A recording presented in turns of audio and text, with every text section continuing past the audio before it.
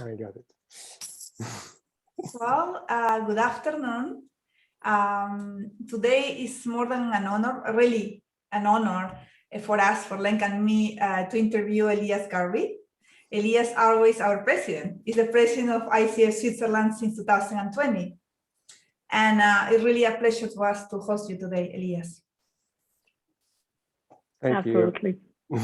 Thank you, and I feel privileged to be really to have this dialogue discussion with Carmen and Lenka.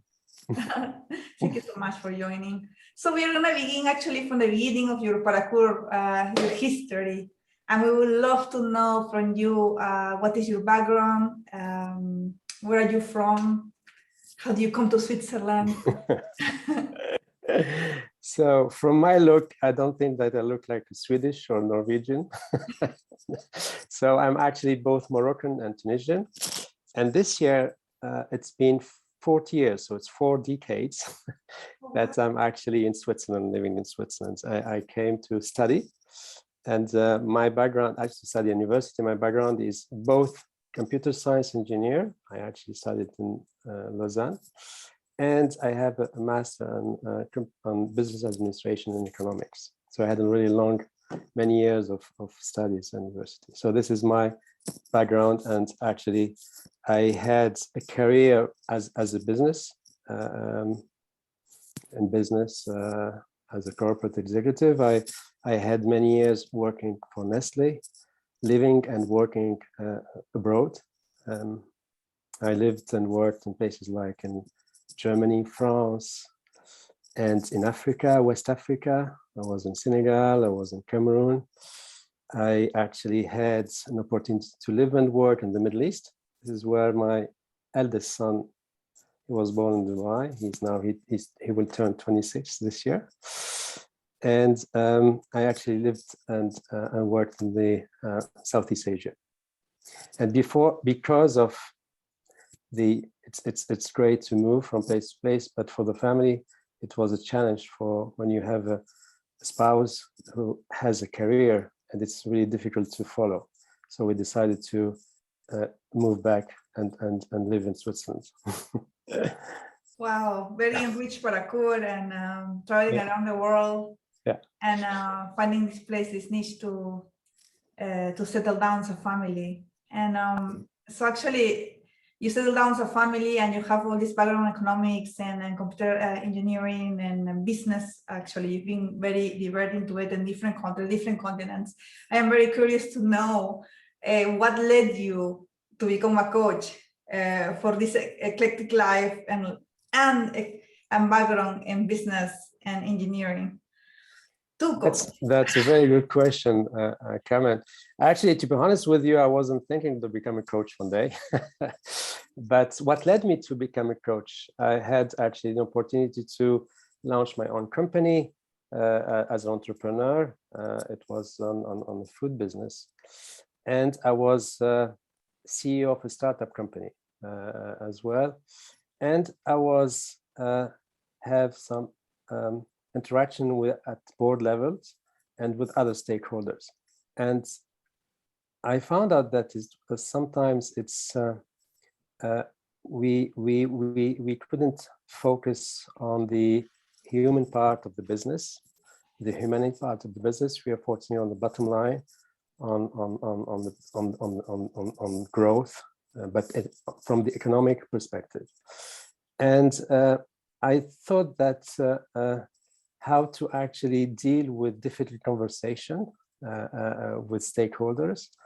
And it was in 2015-16, I followed the course on emotional intelligence and how you actually go into this emotional intelligence versus cognitive intelligence.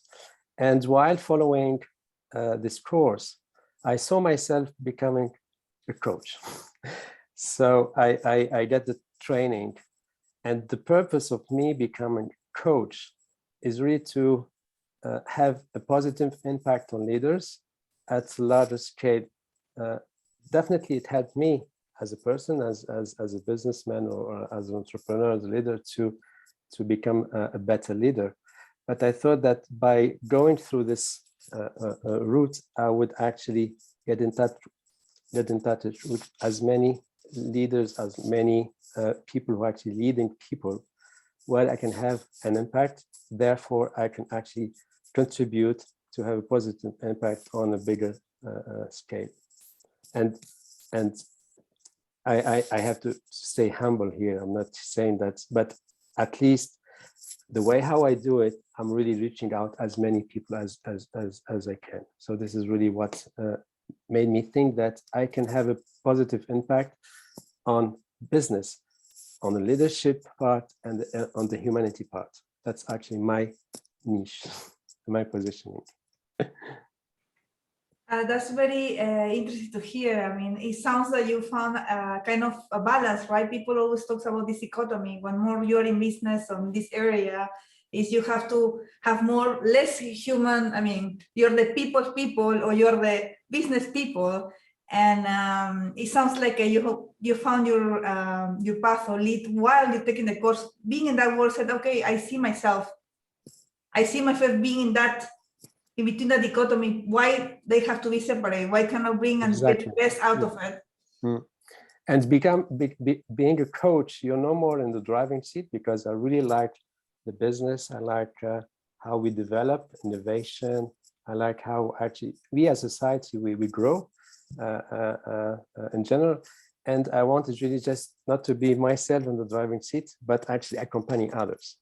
So I'm not totally disconnected from the word on business, because this is something where I'm passionate about, but I'm actually contributing from a different angle. Fantastic. Thank you so much. Actually, talking about loving in a high-level view coaching, I'm curious to know, when you're in a coaching session with your clients or group or one-to-one, what do you personally love about coaching in that moment?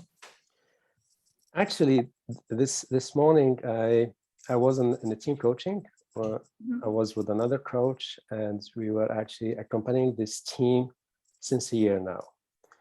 And what we saw, and what I like about what I notice, is when people who actually are leading an organization, they actually could acknowledge that they are vulnerable, and they can seek out for help to other team members who are actually reporting to them. And this is, for me, it's where you can see, okay, yes, we all have our strength. We are all here to perform well. At the same time, we are human, and we are vulnerable, but we can actually talk about it. That's beautiful. So that really taps your energy, like vulnerability and vulnerability. And you see that it helps. It takes time, but then you say, okay, because the person say, okay, I'm your leader, and yet I need your support, because I'm faced with some challenging times, and I feel like, it's too much for me. So I think this is acknowledged, and then you support this, because of course there's a psychologically safe environment, but it leads to this kind of behavior, but it takes time to get there. So this is really something where this is where you see, okay, I'm actually contributing to help people to become a better version of themselves and become really like everyone. Yes, they have responsibility. Yes, they have power, but they are not using power over, but power with other people. That sounds amazing, actually. And talking about teamwork, most of the things we get and how we move society and humanity ahead and forward is by this amazing teamwork, and how nice it is to contribute to, oh no, I'm not vertical, I'm not in top. Actually, I'm vulnerable as you. And we need each other to move forward. It sounds beautiful. That's fantastic. So I hear about team coaching. So I'm wondering, you mentioned that you have emotional intelligence training. Have you have any other additional training? Yes, I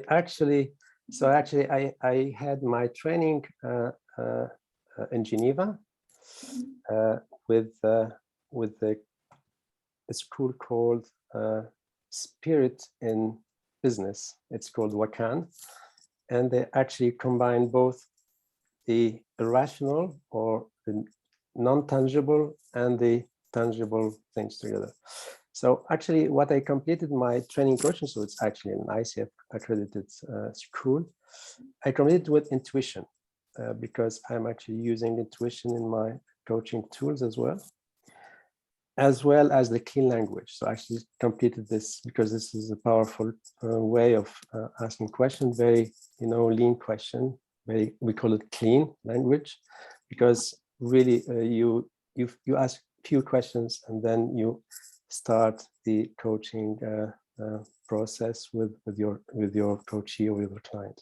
Yeah. So these are the things that are really, besides the fact that I am certified on certain assessment tools for psychometric tools, like every coach has, either the Hogan or the Neo, the Idea, so many tools, because we use it as a touch point when we're going through coaching individuals or teams. So we have some kind of data which help us to accompany the individuals or the teams.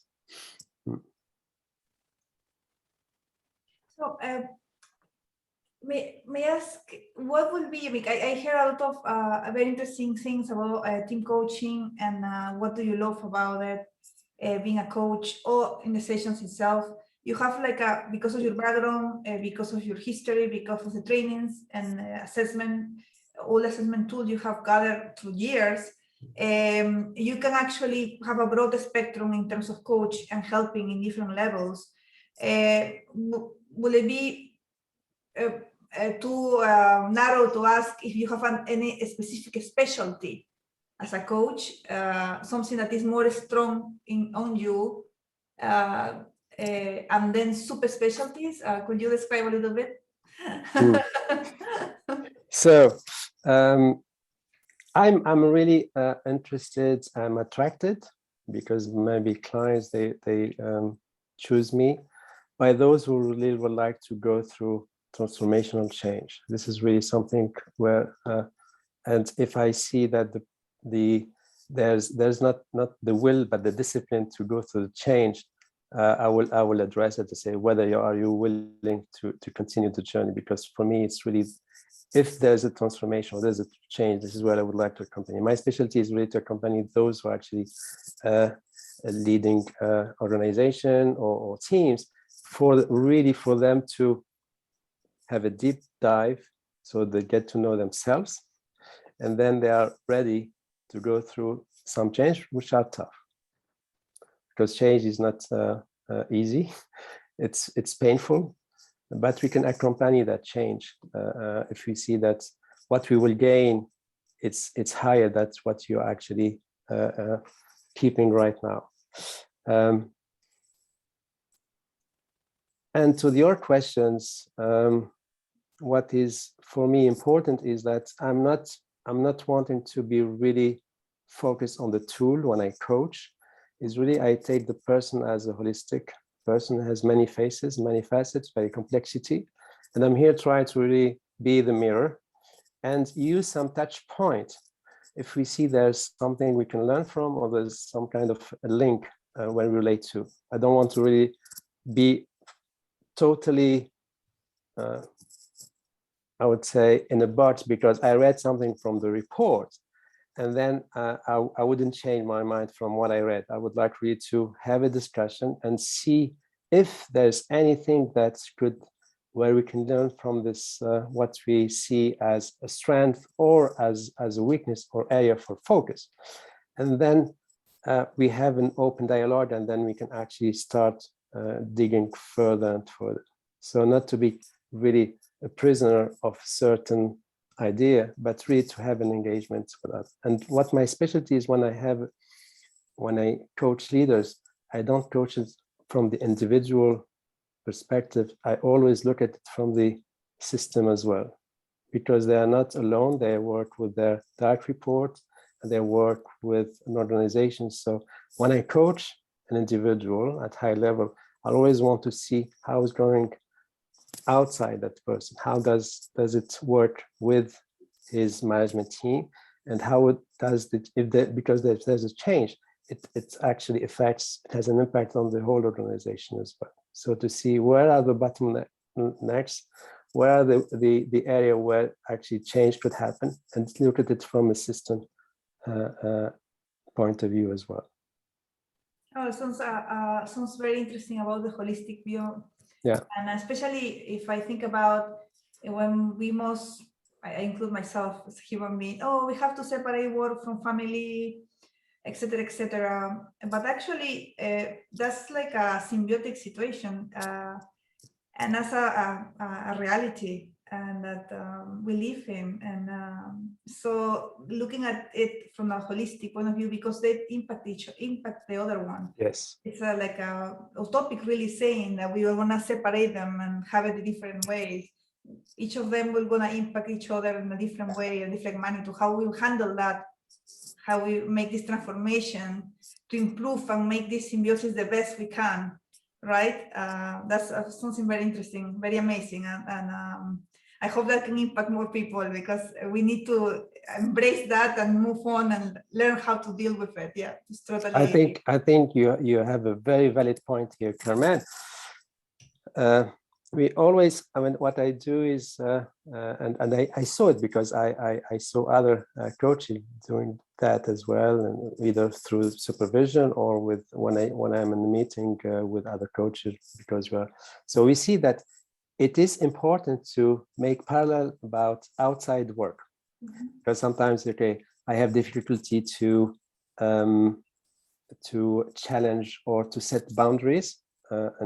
Because my agenda is full and always, ask here and there, and I don't have time for myself. And then we can ask the question, are you faced with similar situation outside work? Okay. And if the answer is no, okay, tell us, how do you deal with that? How to manage that?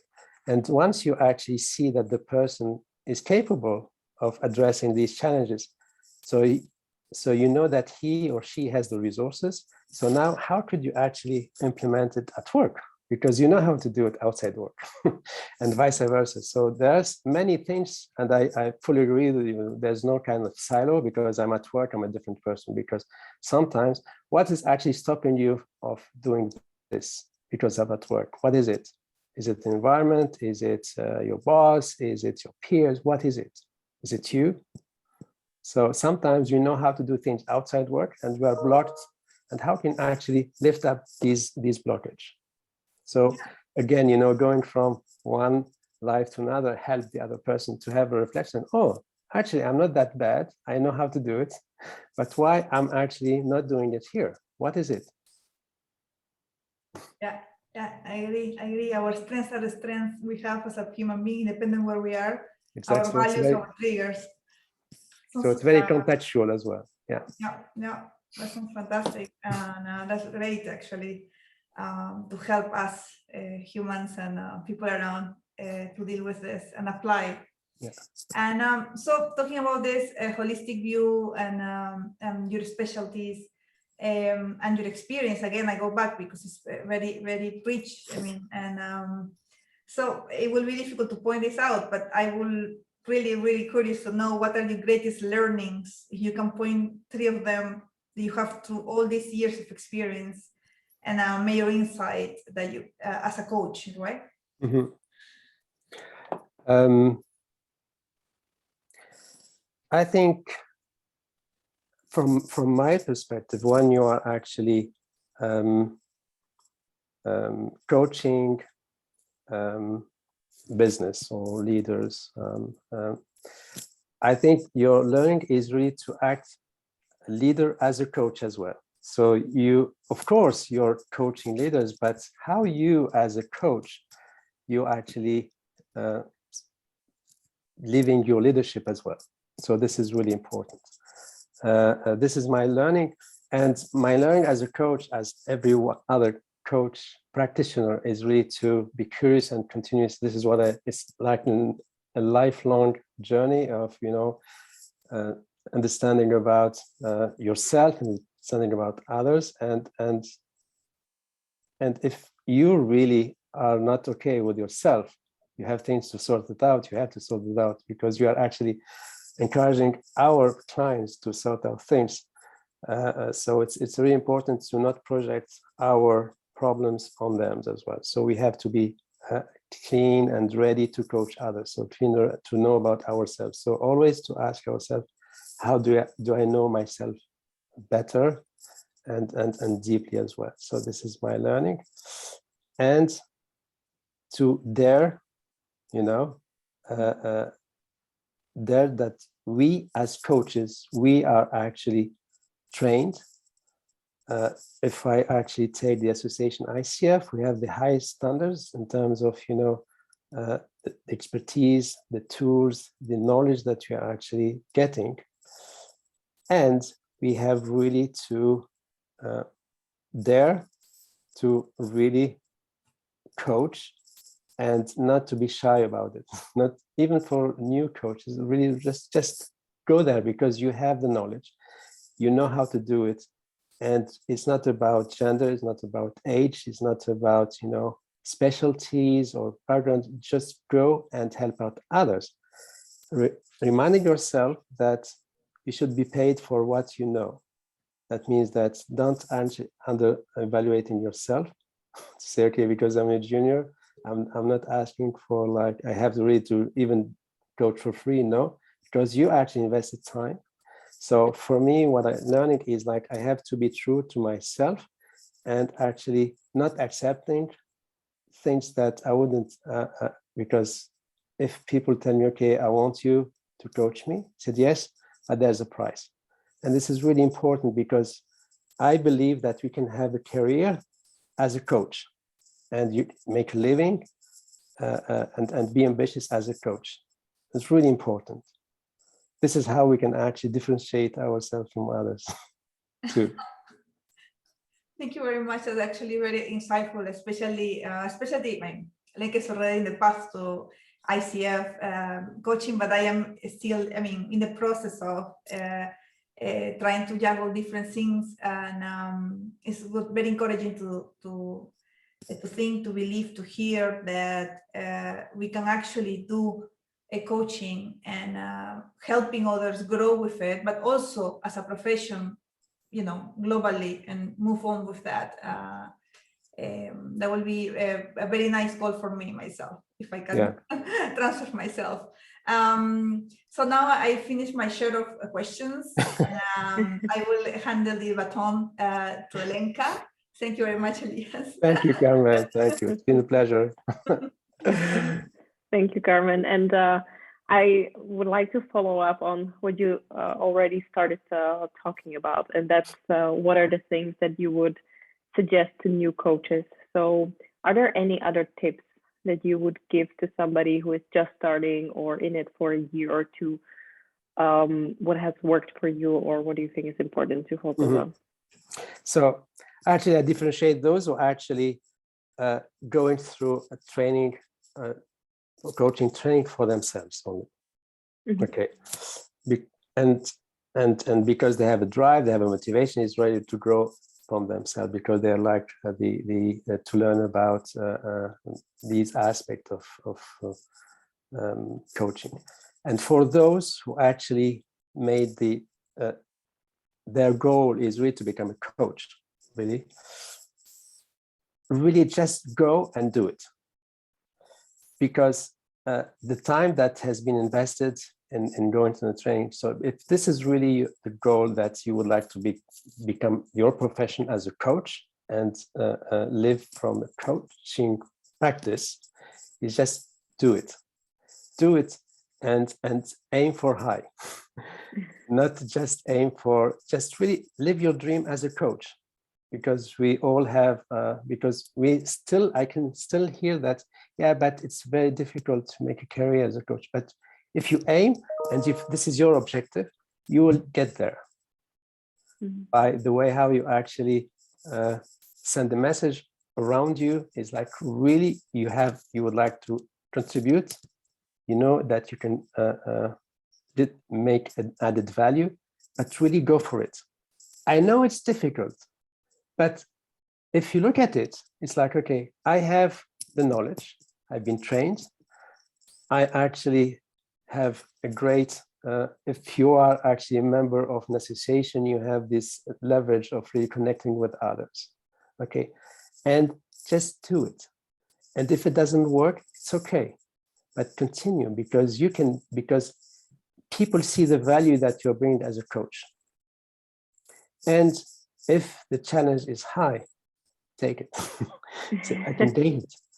You never know, I can be, tempted to say, no, this is not for me. It's too senior, or but take it, because we are asking our coaches, our clients, to make jumps, to really go out of their comfort zone. What is actually stopping us coaches to go out of our comfort zone? Yeah. Amen to that. So true.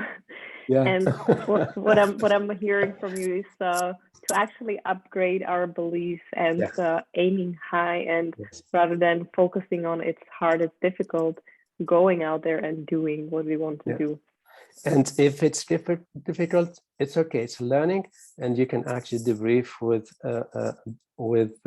with some folks, either supervisor or other coaches, we can actually share but we can actually transform these.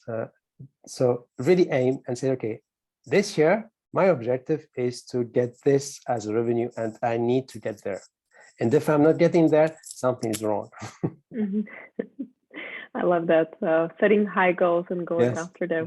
Yeah. Absolutely.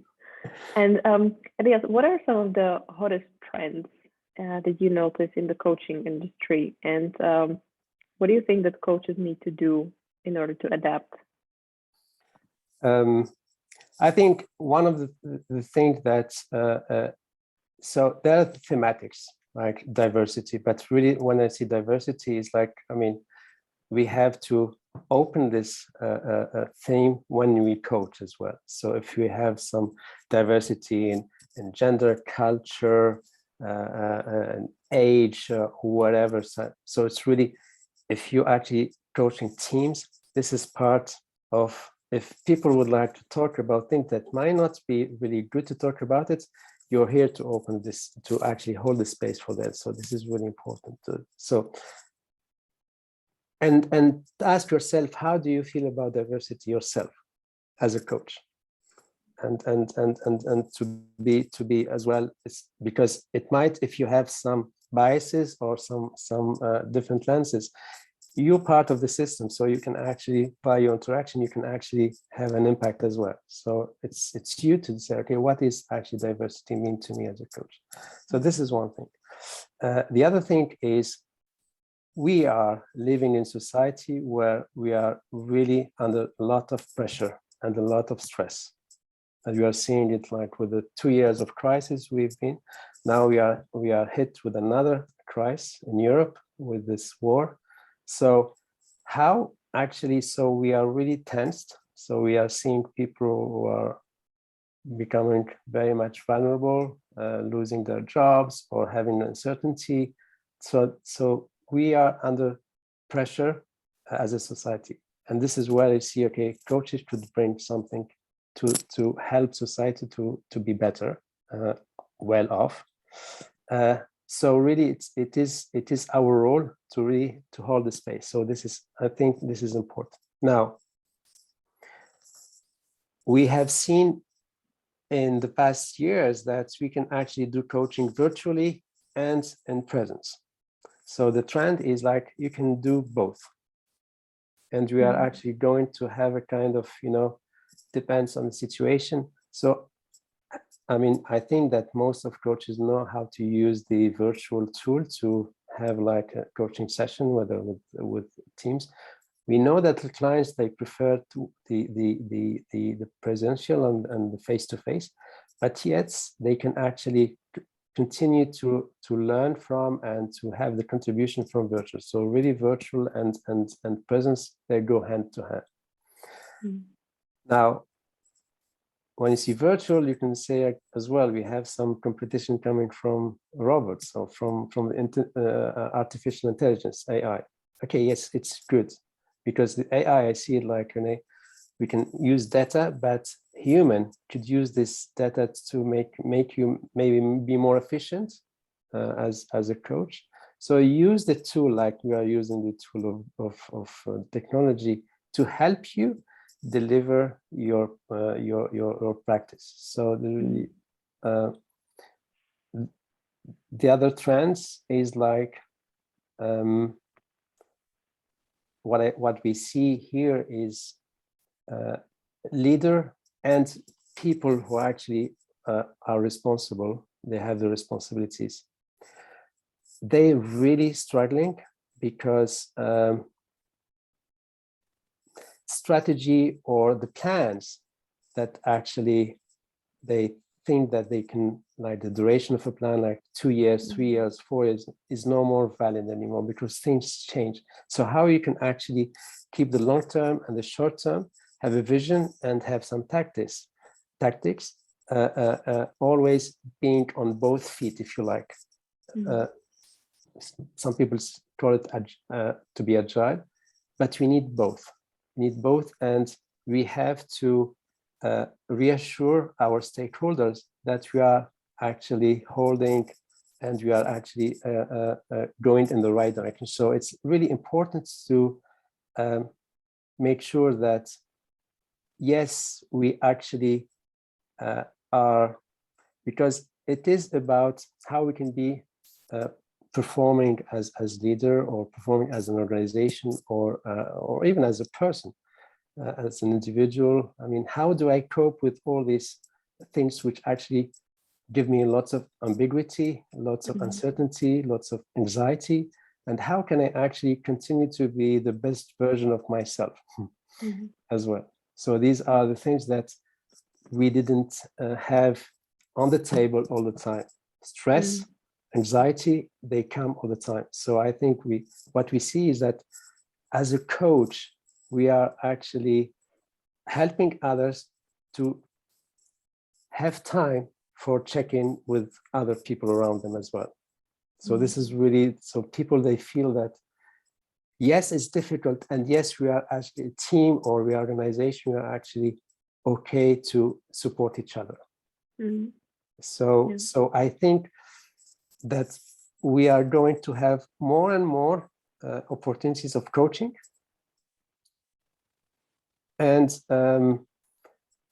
now, I don't know about you in your profession or your practice. So I think that we are seeing that that companies are asking for professional coaches, accredited, so they are credible and they have this reputation of really solid background. And how can we actually help individuals to take as well this route that we want them to actually be coached by responsible people who actually could really do the job in a very ethic manner, with a code of conduct and with all the ethics as well. Yeah. So these are the trends that I see. I can absolutely relate to the times of uncertainty that you were talking about, and how it shows up in people, in the higher demands, in trying to adjust to change, extrinsic change that we didn't want or even foresee. And then having that space, and as coaches, creating that space where, like you said, have time to check in with others, and also with themselves, so that they can be grounded in these times of uncertainty. Yeah. Another topic which actually we see is that in all the coaching that we do with clients, how you actually, as an organization, you actually rate yourself in social responsibility.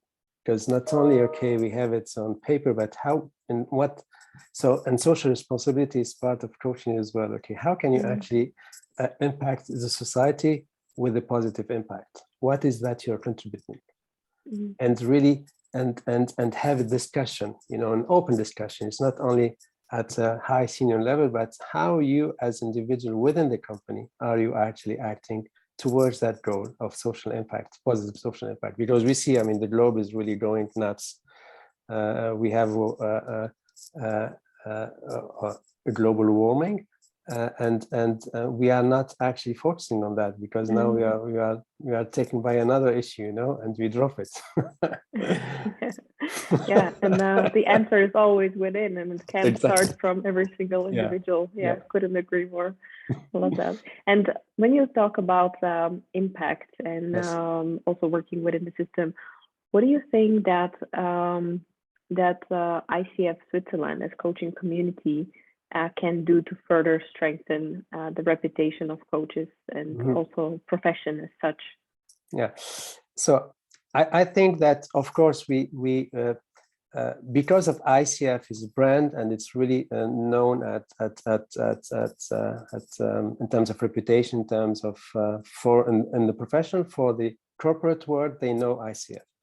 But we have to continue to really leverage that, and how we can actually really, because I'm really very much focused, and my practice is only on companies. I think that we as coaches, or ICF, is really to talk more to the individuals, and because members or non-members, really to help them to get the training and get the accreditation, where they can actually have a leverage, a larger exposure as well, so they can actually impact around them too. Yes, and the last 2 years we haven't had enough events because of the restrictions that we all went through, we experienced. So really now is really there's a need to really reconnect and continue to have this presential meeting and events with our members and those who would like to become members as well, and really keep on focusing and fostering that we could always talk more about the ICF credentialed coaches. This is really important. So this is what I see. Yeah, and I just realized that you became the ICF president at the time, or shortly before COVID hit, and you experienced the 2 years of virtual events or less events. What was your original motivation for joining or becoming a board member of ICF Switzerland? I think of course is really to serve the community. So there was an opportunity to be part of the board as a board member, which I took, and then there was an opportunity to really see how the board functions, and I really like the work that we do with the community at the different sub-chapter levels. So I said, okay, and what I like is really, because I'm a person who actually would like to really to assemble people and have a kind of inclusion, so everyone could have a voice.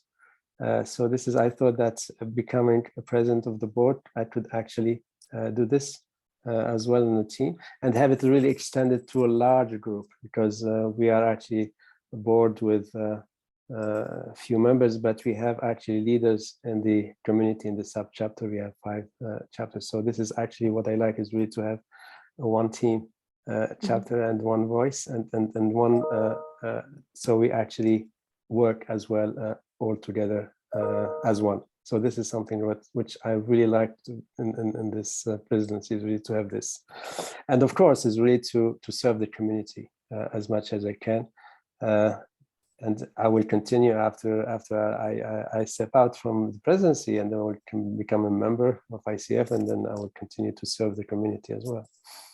Right. Looking forward to still having you around. And on a personal note, I'm curious, what is your most favorite place in Switzerland? That's a tough question, Lenka, because there are so many places. That is true. We are really privileged, and I'm really very much grateful to live in Switzerland. what I like is the Labo area here between Montreux and where I live. I live in La Conversion, so it's close to the Labo area. I love the mountain. I go to Crans-Montana, but there's so many nice places. I love the Chino. I love Zurich. I lived in Zurich 2-3 years. So I mean, and maybe because of me, every time I'm always like, wow, it's so beautiful. The lake is so beautiful. The mountain is so beautiful. And you are a sunny day, and you are up in the mountain, and you're enjoying skiing or not skiing, or just in summer. So it's really beautiful. So every place is really beautiful in Switzerland. You are right. It is a hard question, especially when it comes to Switzerland.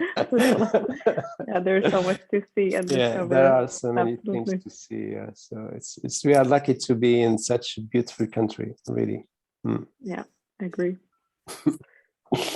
Carmen, is there any? Oh, sorry. No, I just remembered. I think Elias also lived in Pune, isn't it?